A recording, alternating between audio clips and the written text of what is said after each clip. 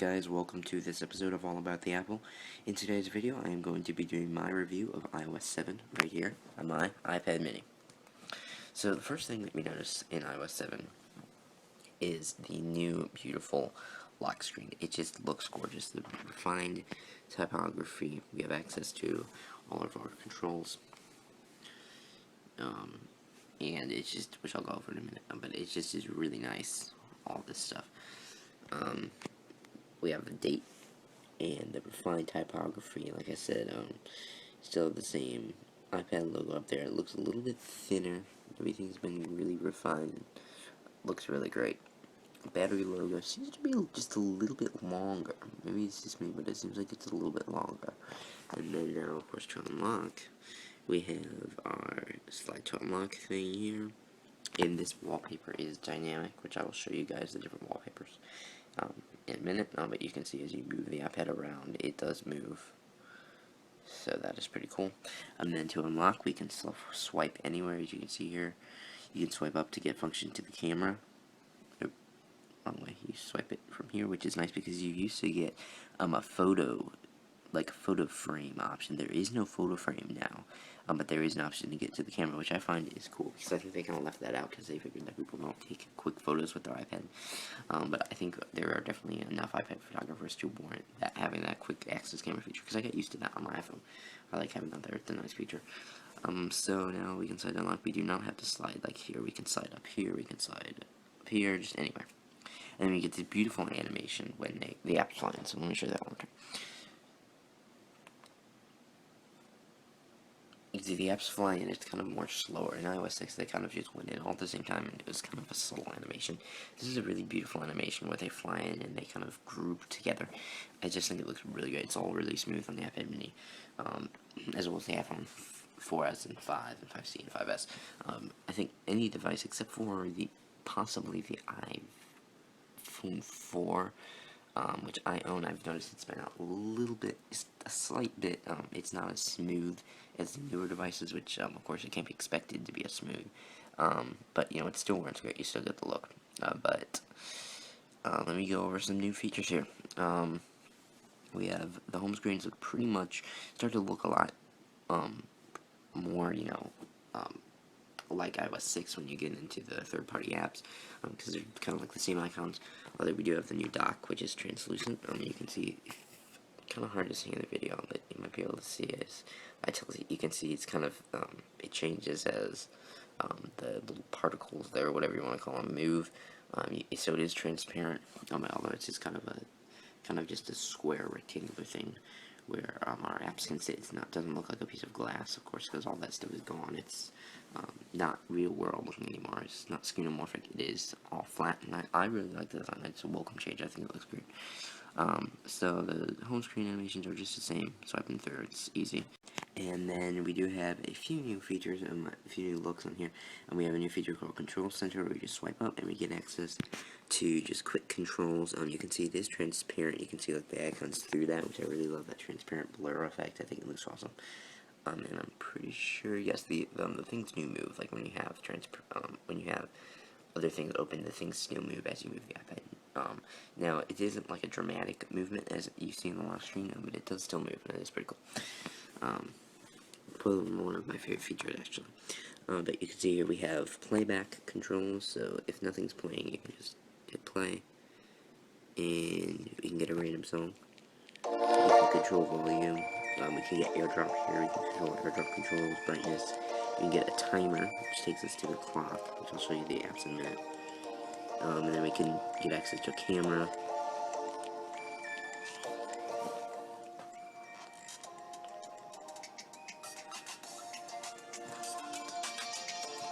And then we can get to this in any app, as I'll show you in a minute. And then you can change your register on orientation lock, Bluetooth, Wi-Fi. You can see the white and go off, the black and off, airplane mode, all this, and then you have those controls here. So pause the song. It works really well. It's definitely an awesome feature that I find myself using a lot. On the phone, you also get a little bit more. You get a calculator and a flashlight on there as well. So the new notification center takes up the whole screen. Before it was just like a little linen banner that went from like here and only extended down a short way. I actually do like the new way of doing things. I think it looks great. And we get a new day view. It tells you the weather. So we have scattered thunderstorms today. High will be 84. Then we have reminders. You can organize these the way you want them. You can organize these on your calendar, reminders, and your tomorrow view. You can turn stuff on and off and customize it, and you can just swipe to see like the normal applications that you're used to. If you don't like this today view, you can turn it off. If you go to the all view, just kind of leave it in there. Next time you bring it down, it'll stay in that all view. So if you're getting like notifications from games or like Facebook or something, you can swipe down and see those easily, or you can just keep it on the today view and swipe down and swipe through easily, and you can see all your missed ones, so you can get through them easily, or you can just tap through them easily. So it's a really nice design. I think the notification center looks great on the iPad. It might seem like a waste of space, like they could have made it a little bit smaller, but I think it looks great because I really think it benefits to see all of your notifications at once. And of course, Siri is redesigned, so let me show you a few new features in that.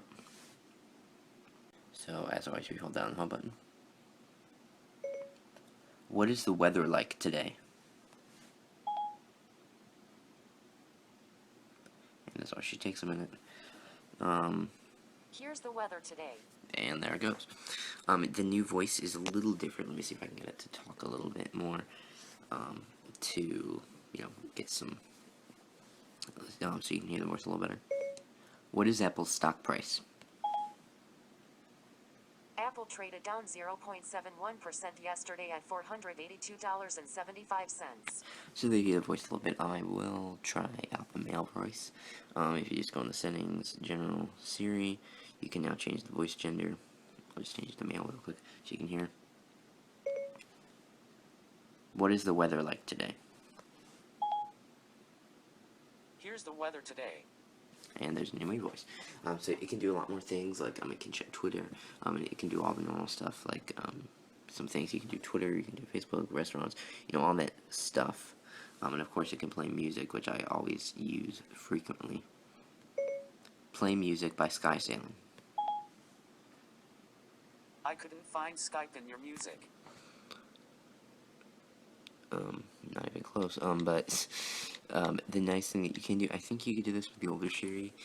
So it's not perfect yet, but I think this feature is a great feature. I don't know if I just wasn't seeing this in the other Siri, but you can now edit the text easily, and then you can get it what you want. Okay, Sky Sailing coming up. Shuffle. And there it goes. So you can edit what you said. You can tap it to edit, and then you can easily get access to having it do maybe more advanced stuff. If it misunderstood you, you can kind of correct it a lot easier, or it might. I guess it was there before. I just never really used it because again, it takes up the whole screen. It's actually a lot nicer than just a little pop-up thing. I find it a lot nicer. Pause music. Okay, pause. And there we go. We got the new male voice. Okay, so we still have the multitasking gestures. We can swipe up. And here's the new multitasking screen. We have the back wallpaper in the background. It's still responding to movement, which is pretty cool. Now we just swipe through our apps to see our open apps, and we swipe up to close them. Not on the app, but on like the app card, I'll say. And then we just go to home screen. We can go back to our home screen. And that is a fun new way to multitask. So if I guess I'll just go through the or first let me show you the wallpapers before I go through the apps. So we have new wallpapers now. Not only do we have dynamic wallpapers, we have new Apple still wallpapers, which are really pretty. They look really good. I really personally love the Aurora Borealis. I think that one looks great. So I'm gonna just choose this one and show you the parallax effect real quick.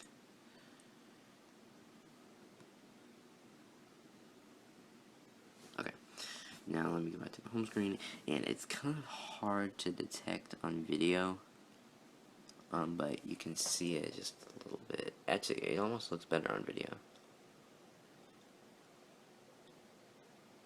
You can see how it almost looks like they're floating atop the screen. It really, I think I'm watching the camera right now. It looks like you can see it just barely. It actually looks almost better on video. You can see it looks like they're kind of moving. Okay, really cool. I like that feature. But actually, I'm a bigger fan of these dynamic wallpapers. We have this particle kind of platform. I imagine they'll give more like in future updates. But for right now, we have a bunch of colors to choose from, and they respond to our movement a lot faster on the lock screen. It's a little bit slower, more subtle in the home screen, but still, we get that nice movement. Even though we don't have the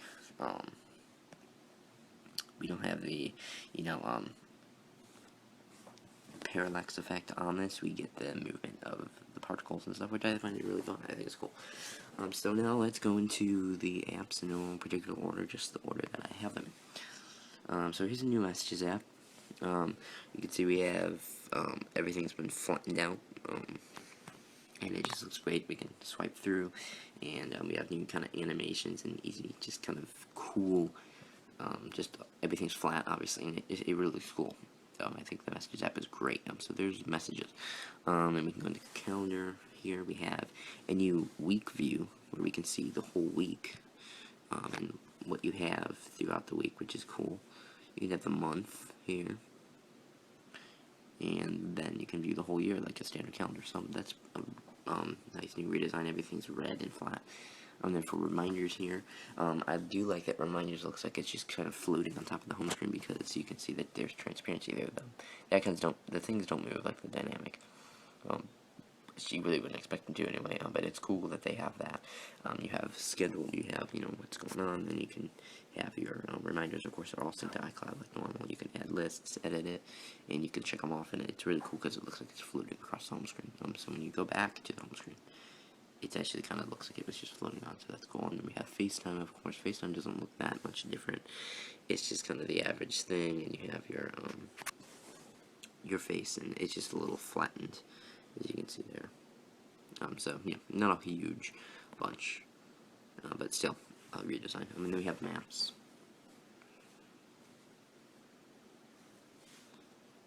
And everything looks the same as far as of course, the mapping stuff. But we do have different things, as far as the flatness goes. You can see we have the new buttons, and everything looks really good. And then we have this little menu here. Okay, there we go. And then we can change between standard, hybrid, satellite, stuff like that. So that's pretty cool.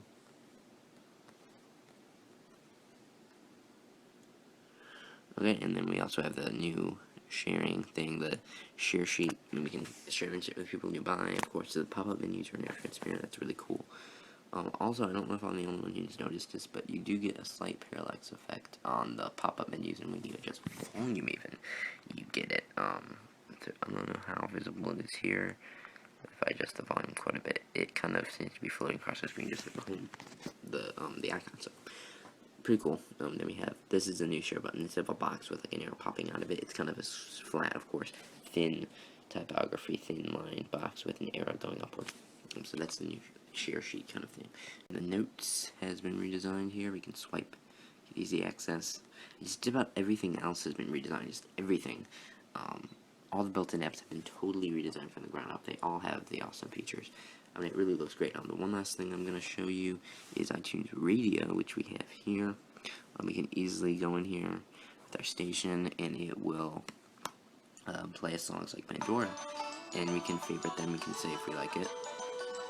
And we can skip through. Of course, you only get a limited number of skips, but it's not going to charge you for more. You can't pay for more. Like Pandora, it's just we can use them up and they're gone.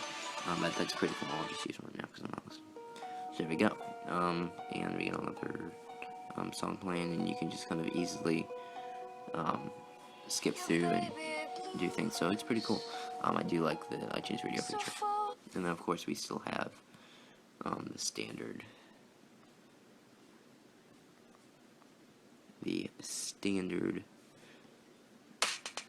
now playing screen. It looks a little different.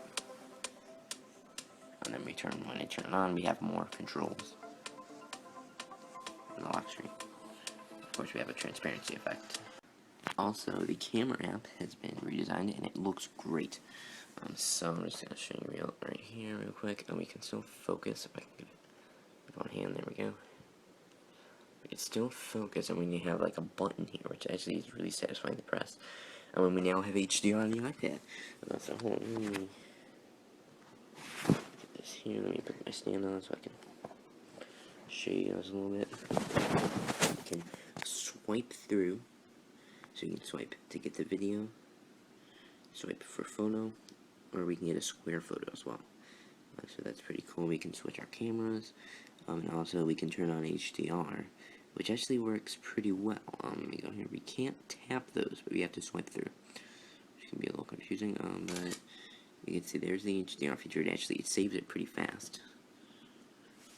There we go. We can still view our photos and everything. No more swipe back as if our camera was like the most recent picture on our camera roll. That feature I do miss just a little bit, but I'll take it. It's a worthy trade-off for just the awesomeness of this new camera. The photos, of course, have been redesigned. Let me put a picture here to show you guys.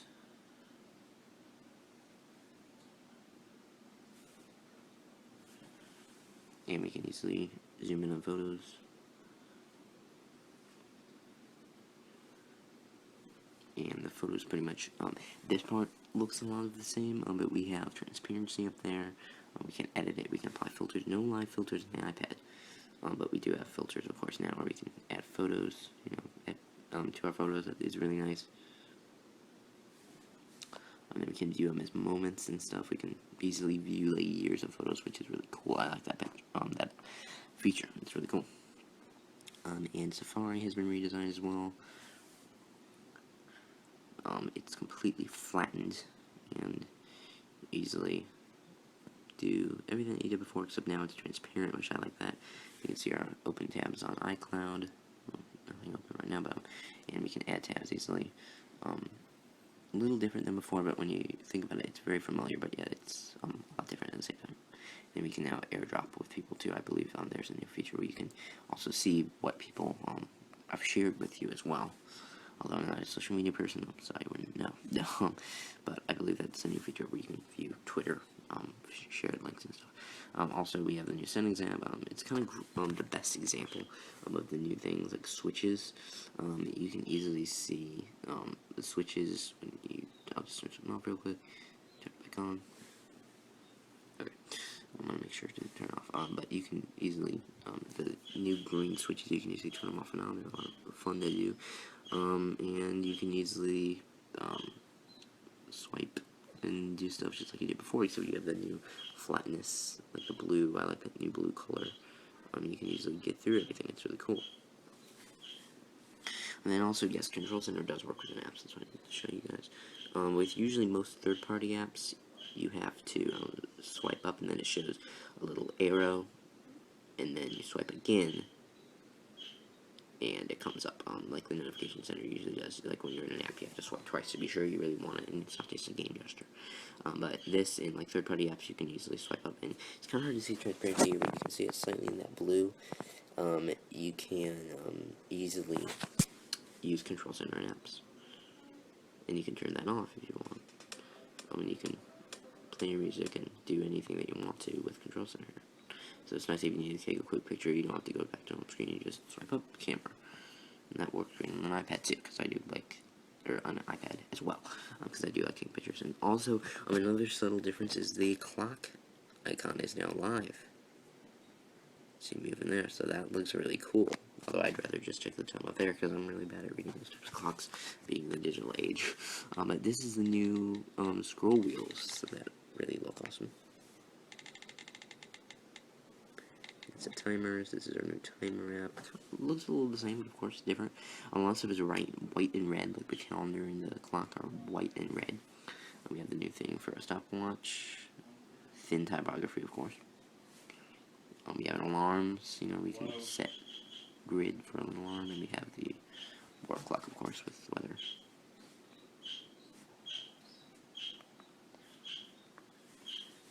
And that is pretty much it. We still don't have a weather app on here. Still don't have a calculator, voice memos. And of course, those are third-party solutions like I have here. But that's pretty much iOS 7. Thanks for watching, and I hope you enjoyed it. Be sure to check in for more episodes of All About the Apple, only on Jelly Freaks channel on YouTube. Thanks for watching.